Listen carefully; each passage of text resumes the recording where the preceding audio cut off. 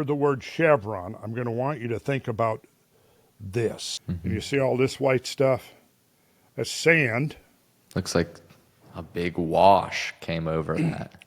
You're exactly right. It's a big wash. That's exactly what it was, a very big wash. And these are chevrons. You see how they come to this point like this? Mm-hmm. Now, quick decipher. You probably almost instinctually can see what happened here. You had this big wash that came in and washed up to whatever elevation this is right here.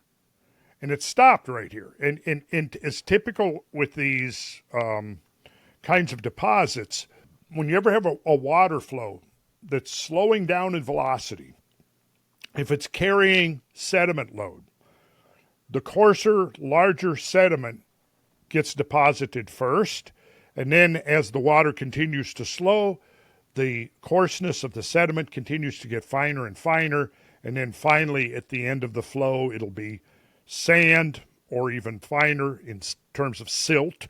Silt is the next finer stage after sand. And what you're seeing here is coarser stuff forms all of these chevrons here.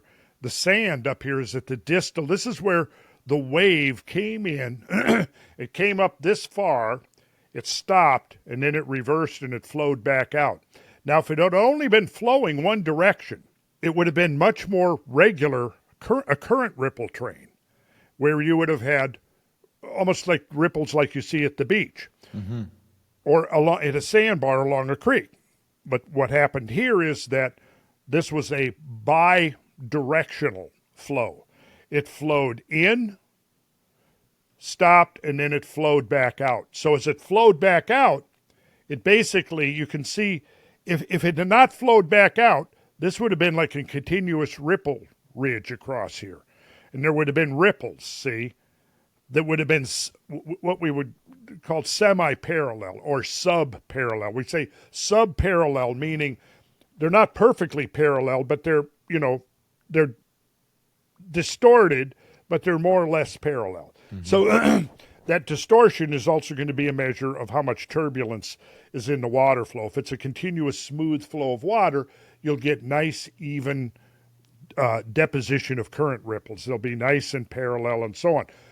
What you got here, though, is a bi-directional flow. Flow in, dump the load of sand. As it's slowing down, like, for example, if you went and you dug holes down here in this area, and then you dug holes up here, what you generally see is that the boulders and gravel and stuff that's up here is going to be finer than what's down here. Does that make sense? Yeah.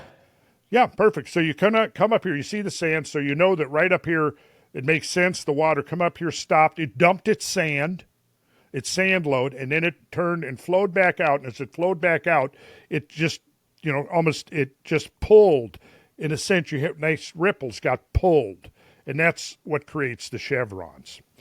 And here you can see a closer up view. And then that was followed by successive waves, but waves of lesser magnitude, and that's what you got right here. How big is that chevron that we're looking at, the full I'll structure? give you, you'll see right here. This is a view, the chevrons, okay, now let's see if we can see this right here. Right along here is a ridge. Basically, these hills, this is 600 feet high. And the deposits are down here on this floor, and they're also up on top. So in other words, the wave came in, and it flowed over the top of this. So the wave had to have been over 600 feet high. Okay, so I'm going to zoom out so you can get a big picture. Get it? The big picture. All right, so you can see right in here where there have been these tremendous waves that have washed ashore. Okay, so now I'm going to zoom in, and you're going to see this ridge right here.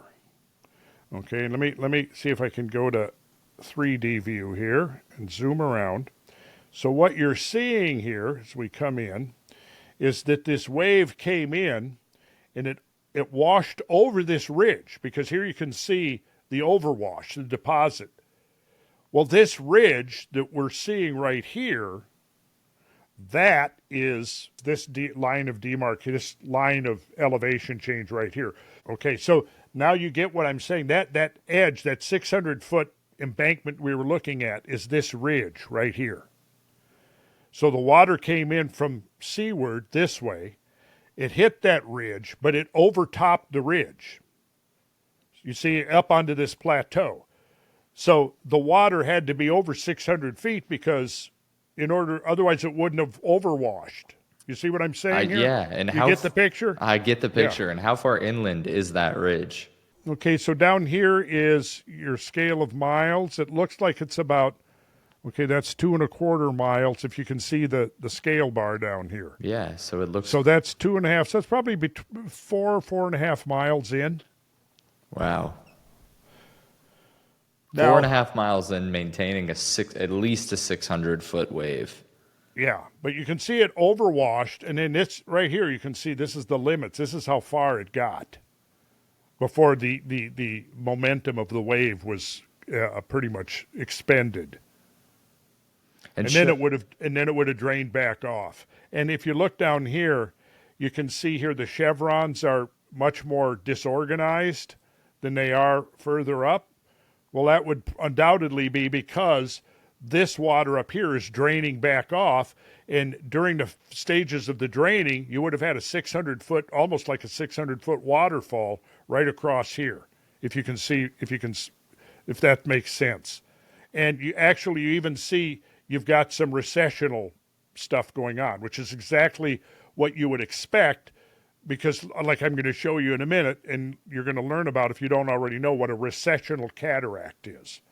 Recessional cataract is like major testimony for humongous floods, okay?